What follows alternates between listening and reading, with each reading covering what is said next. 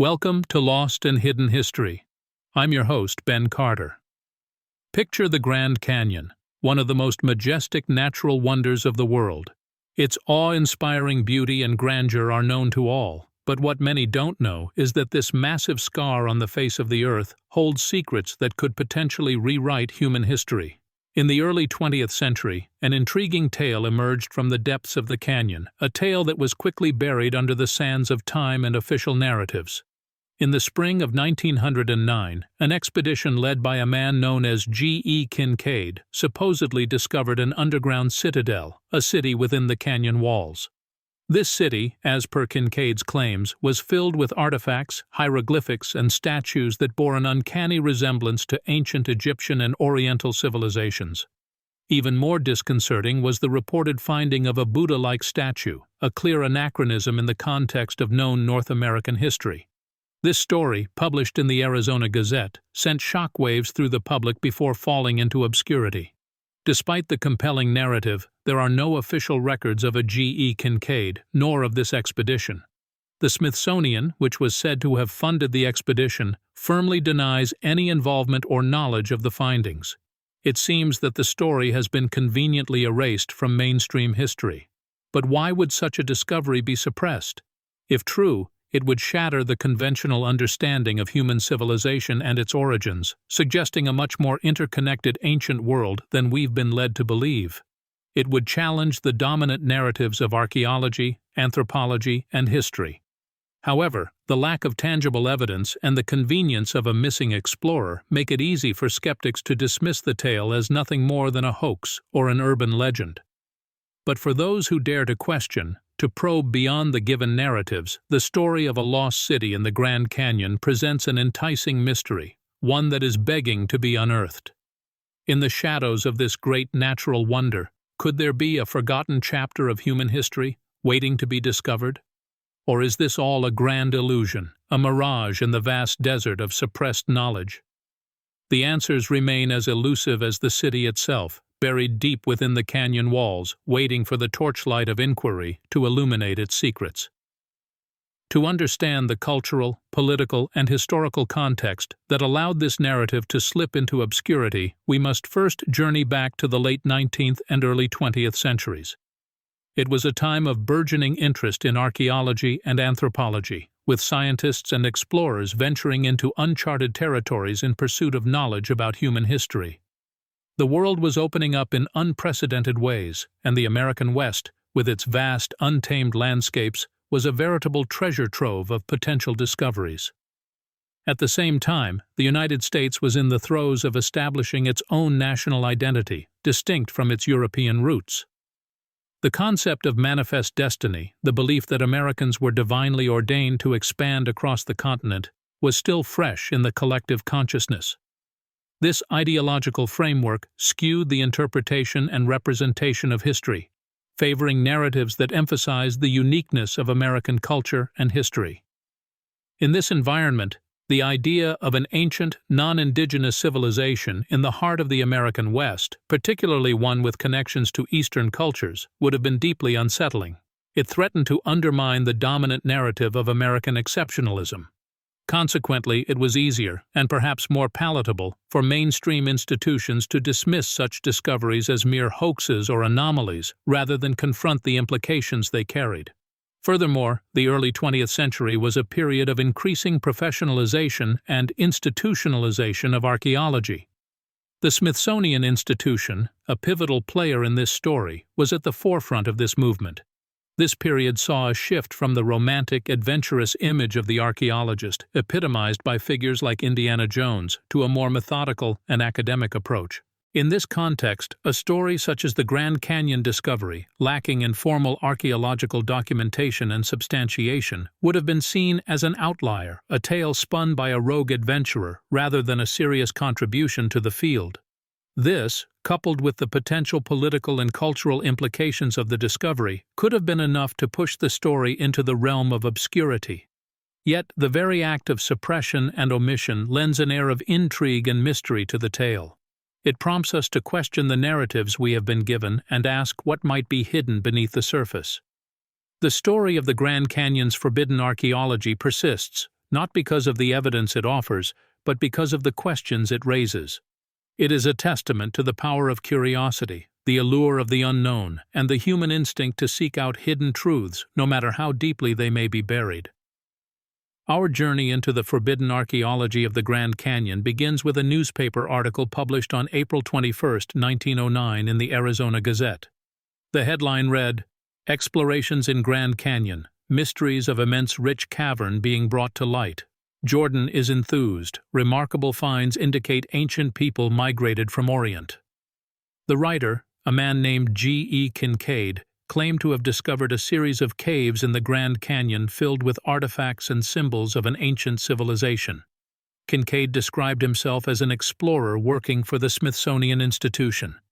He wrote of a labyrinth of tunnels, rooms, and halls, all filled to the brim with artifacts that suggested an advanced, ancient civilization. He spoke of copper weapons, idols, and tablets covered with hieroglyphics, and a Buddha-like statue surrounded by smaller figures. Most intriguing was the suggestion of an Oriental connection. Kincaid reported finding artifacts and symbols that closely resembled those of ancient Egyptian and East Asian cultures. If true, this would challenge the accepted narrative of the peopling of the Americas. It would imply cultural exchanges across the Pacific and Atlantic Oceans long before Columbus or even the Vikings. The credibility of the story was bolstered by the supposed involvement of the Smithsonian Institution, a prominent and respected entity in the field of archaeology. However, the Smithsonian has consistently denied any knowledge of Kincaid or any expedition into the Grand Canyon during this time. They claim they have no records of such an expedition or findings, and they have dismissed the story as a sensational tale, a piece of journalistic fiction. But the persistent nature of this story, its survival against all odds, keeps the flicker of doubt alive. Could there be some truth to Kincaid's account? Could the Smithsonian be hiding something, intentionally or unintentionally? And if so, what could be the reasons? The idea that the Smithsonian, or any institution, would suppress knowledge of such a significant discovery is troubling. Yet, it's not entirely without precedent. Throughout history, institutions have occasionally chosen to ignore or suppress evidence that challenges established narratives, especially when those narratives are tied to national or cultural identities. While we don't have definitive answers, the existence of this article and the mystery surrounding it serves as a potent reminder of our journey's central theme: the importance of questioning accepted narratives and seeking out hidden truths. As we delve deeper into the forbidden archaeology of the Grand Canyon, we'll continue to explore the tantalizing hints and shadowy possibilities that lie just beneath the surface of our understanding. To fully comprehend the potential implications of Kincaid's claims, we need to understand what they could reveal, contradict, or threaten to expose about established history. Assuming for a moment that his account is true, what would it mean for our understanding of the past? Firstly, the presence of hieroglyphics, artifacts, and symbols resembling those of ancient Egyptian and East Asian cultures in the Grand Canyon would radically reorientate our understanding of early global travel and cultural exchanges. The narrative of Christopher Columbus being the first to connect the Old World and the New would be upended. It would suggest that these exchanges happened thousands of years earlier than commonly believed, fundamentally challenging our understanding of human history and migration. Secondly, it would indicate a level of sophistication and technological advancement not typically associated with the ancient cultures of North America. The construction of an underground city, complete with complex tunnel systems and illumination methods, would hint at a civilization far more advanced than the nomadic tribes traditionally believed to have inhabited the region at that time. Thirdly, and perhaps most controversially, the idea that the Smithsonian Institution might be involved in hiding this potentially revolutionary discovery, whether intentionally or not, raises uncomfortable questions about the integrity of historical gatekeepers. While the Smithsonian categorically denies any connection to Kincaid or his alleged findings, the persistent rumors and conspiracy theories suggest a deep-seated mistrust in some quarters. It echoes a broader debate about who gets to write history and which stories are deemed worthy of preservation and propagation. On a deeper level, the story of the Grand Canyon's forbidden archaeology touches on our collective fear of the unknown and our desire for simple, comforting narratives. The idea that there might be entire chapters of history hidden from us, whether due to deliberate suppression or simple oversight, is both thrilling and disquieting. It suggests that our grasp on the past may be more tenuous than we would like to believe, and that the truth, once unearthed, could be stranger and more complex than our most elaborate fictions. As we continue to probe the mysteries of the Grand Canyon, we must remember that the pursuit of truth often leads us down unexpected paths. Each discovery, each piece of evidence, is a potential key to unlocking a richer, more nuanced understanding of our shared past. Whether we find a hidden city beneath the canyon's rugged cliffs or simply more tantalizing questions, the journey promises to be as enlightening as the destination. The authenticity of the Grand Canyon's forbidden archaeology has been a matter of debate since the publication of the Gazette article in 1909. The Smithsonian Institution, often cited in these theories, has repeatedly denied any knowledge of Kincaid, his expedition, or the purported artifacts. The institution maintains that it has no records of Kincaid's employment or of any artifacts matching the description given in the article. Critics argue that the lack of physical evidence or corroborating documentation casts serious doubt on the story. Not a single artifact, inscription, or piece of physical evidence has ever been produced to support the claim of an ancient civilization within the Grand Canyon. Multiple archaeological surveys conducted in the canyon over the last century have also failed to uncover any trace of the supposed city. Many have pointed out inconsistencies in Kincaid's account as well. His descriptions of the artifacts, for instance, mix elements of various cultures and periods, from Egyptian hieroglyphics to Oriental Buddha statues. Such a hodgepodge of styles would be highly unusual in a real archaeological site. Moreover, the idea of a civilization advanced enough to build an underground city in North America at that time contradicts what we know about the continent's prehistoric inhabitants. Skeptics also note that the story was published in the Arizona Gazette on April 1st, a day traditionally associated with pranks and hoaxes. This, coupled with the fact that no other newspapers appear to have picked up the story, leads many to dismiss it as an elaborate April Fool's joke. However, proponents of the forbidden archaeology theory argue that the lack of physical evidence does not necessarily disprove the story. They suggest that the artifacts could have been removed or hidden, either by the Smithsonian or by other unknown parties. They also point to the vastness of the Grand Canyon and the difficulty of conducting comprehensive archaeological surveys in such a rugged and inaccessible terrain. It is possible, they argue, that evidence of the lost city still remains to be discovered. Ultimately, the question of the Grand Canyon's forbidden archaeology is a matter of belief as much as it is of evidence. For those who are willing to look beyond the accepted narrative, the story of Kincaid's discovery offers a tantalizing glimpse into a hidden past. For the skeptics, it serves as a cautionary tale of the dangers of uncritical acceptance of sensational claims. The truth, as always, may lie somewhere in between. The shadows cast by the grandeur of the Grand Canyon hide stories of suppression that still echo in the minds of those who dare to delve deeper. Methods of suppression, ranging from censorship and ridicule to outright disappearance or academic dismissal, have been employed to keep the secrets of the canyon hidden. The question that naturally arises is, who benefits from such concealment? The primary accused in this controversy is the Smithsonian Institution. The theory suggests that the Smithsonian, being a federally funded research organization, could have been motivated to withhold information that contradicts the accepted narrative of North American history. Admitting to the existence of an advanced civilization, predating known indigenous cultures, could potentially upend everything we understand about human development on the continent. It would mean acknowledging a level of complexity in prehistoric societies that current archaeological and anthropological theories struggle to accommodate. Additionally, the Smithsonian might have sought to maintain its credibility in the academic world.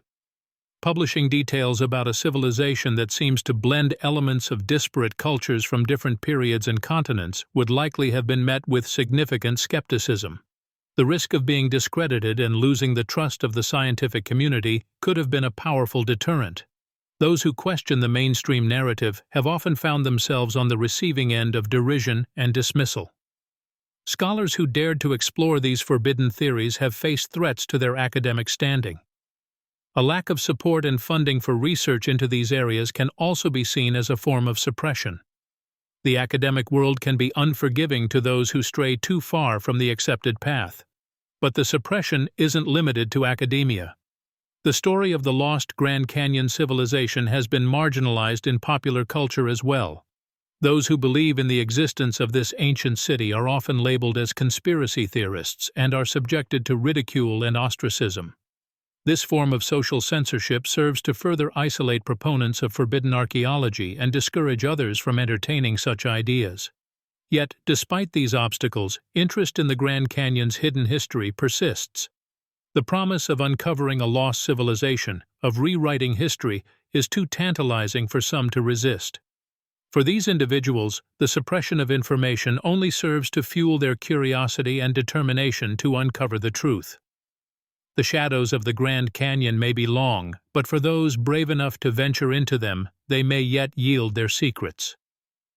In the face of the possibility of a lost civilization tucked within the Grand Canyon, we cannot help but wander into the realms of the spiritual, the philosophical, and the occult. The implications of such a discovery stretch beyond the simple recharting of our historical timelines. They could fundamentally alter our understanding of who we are as a species and where we come from. The spiritual implications are palpable. For many cultures around the world, the Grand Canyon holds profound significance. Indigenous tribes, such as the Hopi and the Navajo, regard it as a sacred place, a conduit to the spirit world. A discovery of an ancient civilization here could lend credence to these beliefs, potentially validating spiritual narratives that have been sidelined by mainstream history. Furthermore, the philosophical ramifications of hidden archaeology are profound.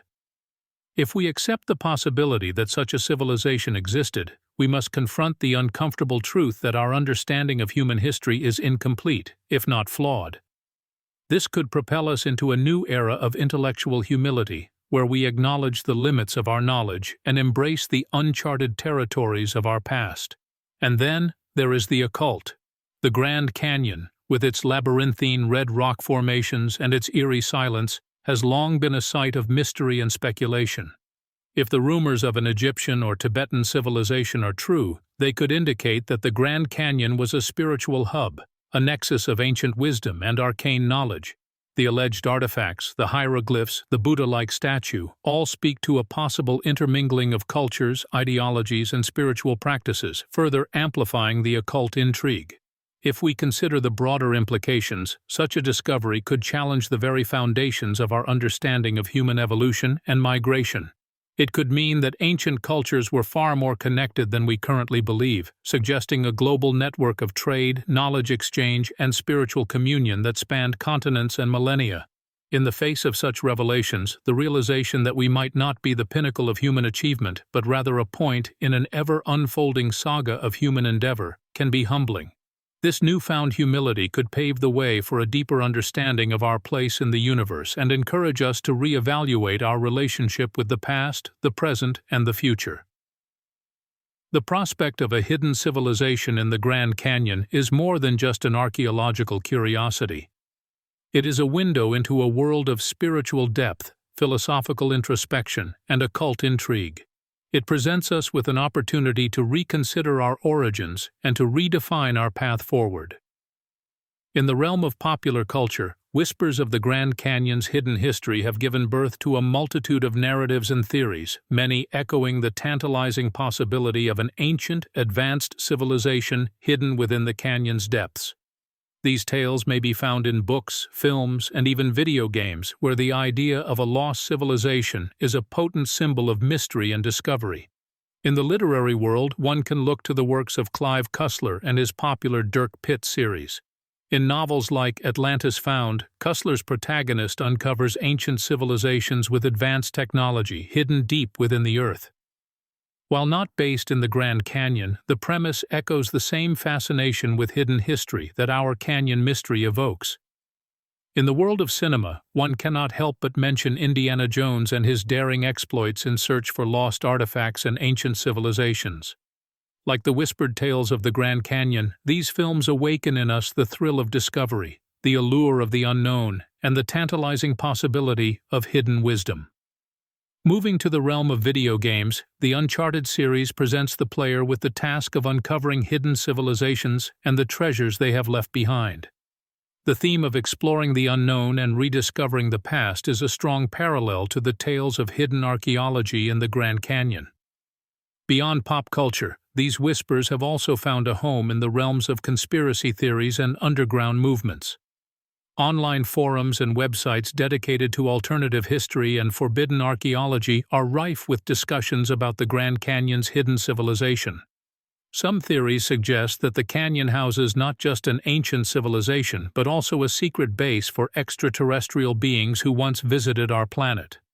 Others posit that the canyon holds the remnants of Atlantis, the legendary city-state described by Plato, or Lemuria, a hypothetical lost land variously located in the Indian and Pacific Oceans.